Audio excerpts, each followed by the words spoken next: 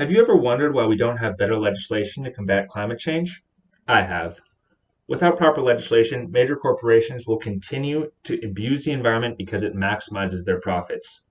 Without proper legislation, individuals will continue to pollute because they do not see immediate consequences or impacts. A corporation is much more likely to pollute if they have little to no consequences. The purpose of this speech is to inform you of the benefits of a carbon tax. In this speech, I will discuss, firstly, what a carbon tax is. Secondly, I will discuss the problems that the introduction of a carbon tax would solve. And finally, I will discuss how a carbon tax will work in practice.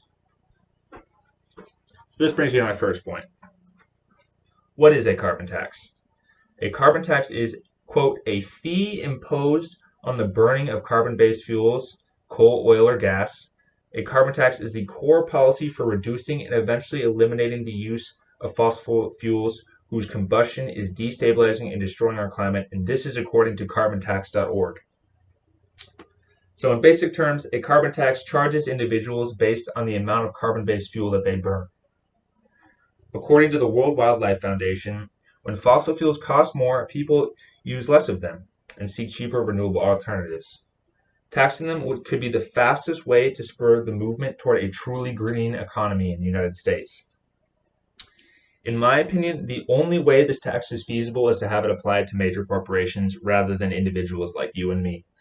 I think this because individuals often can't afford a tax hike of such a substantial amount, being that most people drive cars and use gas stoves, use gas-powered heating systems, etc. So this wouldn't be affordable to the average Joe, but it would be affordable to these major corporations that are often the biggest abusers of our environment, as I'll get to later on.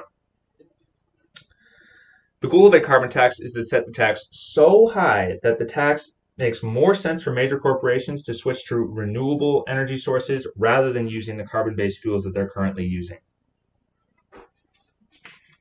So, what problems would the introduction of this carbon tax solve? As I briefly stated in my last point, this carbon tax would make it more economically feasible for large corporations to switch to renewable energy rather than using carbon-based fuels. According to Tess Riley of The Guardian, 100 companies are responsible for 71% of all global emissions. Therefore, introducing this globally could reduce most of all emissions at some point, not immediately, of course. The U.S. Congressional Office estimates that during the first decade that this tax was in effect, cumulative emissions from sources subject to the tax would fall roughly by 9%, and that's just in the first decade. Another benefit to this tax is the money. According to the Congressional Budget Office, a carbon tax would raise substantial revenue. A broad-based carbon tax starting at $25 per ton in 2017 and rising at 2% or more than inflation would have raised $1 trillion over its first decade. Governments who choose to adopt this tax would receive much more funding from their taxes. This funding can be used to fund a multitude of different things, such as education, other green initiatives, or infrastructure. This tax would also likely accelerate the amount of technology that is currently being engineered to combat climate change. To elaborate on this, major corporations would be looking to develop cheaper forms of renewable energy to increase their profit margins. This is basically because most renewable energy sources that we currently have are wildly expensive compared to their carbon-based counterparts. These corporations would also likely develop more efficient forms of renewable energy for similar reasons. And this brings me to my internal summary. To summarize what I just discussed, a carbon tax would be a foolproof plan to essentially force major corporations to pay for the damages they impose on the environment/atmosphere. I also discussed how a carbon tax would also push these corporations to use renewable energy to increase their profit margins. Next, I discussed how the taxes that are coming from these corporations could be used to fund other green initiatives, infrastructure, or education. And finally, I discussed how large corporations would be interested in developing cheaper forms of renewable energy so as to increase their profits. Now this brings me to my third and final point. How would a carbon tax work? An example of how it works is as follows. An employee of the state would travel to the location of a corporation's factory. The state employee would then conduct a carbon emissions test to gauge the amount of carbon emissions that a factory produces in a certain period of time.